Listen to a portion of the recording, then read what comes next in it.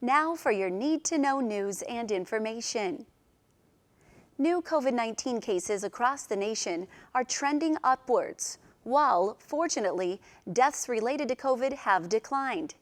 This means everyone must still remain vigilant over the holidays and get a vaccine booster if you're eligible. Riverside County run vaccine clinics continue to administer vaccines and boosters. The state of California says that anyone 18 and older who wants a booster can get one. And earlier this month, the clinics began offering Pfizer vaccinations to children between the ages of 5 and 11. As parents weigh the benefits of vaccinating their children, it's important to know that millions of people have received the vaccine with only mild side effects. The CDC states that these vaccines have undergone and will continue to undergo the most intensive safety monitoring in U.S. history. Speaking of vaccines, fall marks the start of flu season, and the CDC recommends an annual flu vaccine for everyone 6 months of age and older. Contracting both flu and COVID is particularly dangerous, so it's important to maintain preventative measures to keep all viruses at bay. So remember, frequently wash your hands with soap and warm water.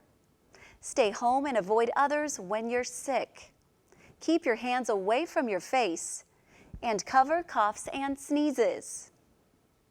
Now it's time for our new segment, Did You Know?, where we share information that brings your attention to important issues impacting our region. So, did you know? California has a law that limits public and city input on certain types of affordable housing construction. That's what's happening with the Rancho Highland project, located next to the duck pond in Temecula. I talked with Temecula City Council member Matt Ron to learn more about the project.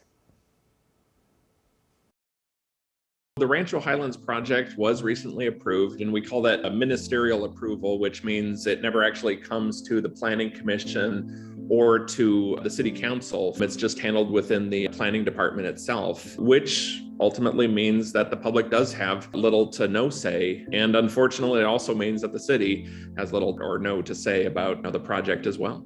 California Housing Crisis Act limits cities from turning down housing projects as long as 20% of the units are designated as affordable housing.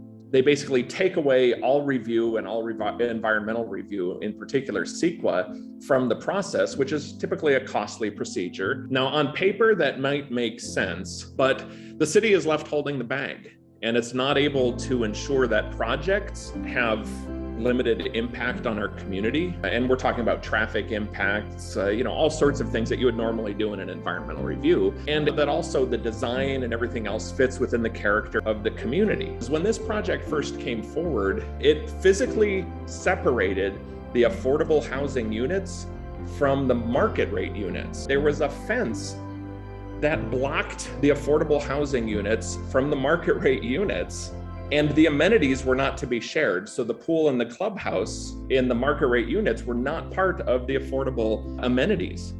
Well, you created a segregated community. And we said, absolutely not. In addition, new provisions in state law give power to the state attorney general to launch investigations into cities and counties that do not build enough housing for residents.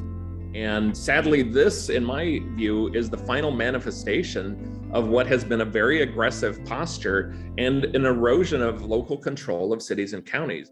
They're going a step further to officially confirm that the city is the bad guy in this process, right? And that we are presumed guilty and lacking in our efforts to build enough housing. And that is absolutely not the truth, at least not for the city of Temecula. State affordable housing laws are making an impact all over Riverside County. Spirit of Innovation will continue to report on this issue in future episodes.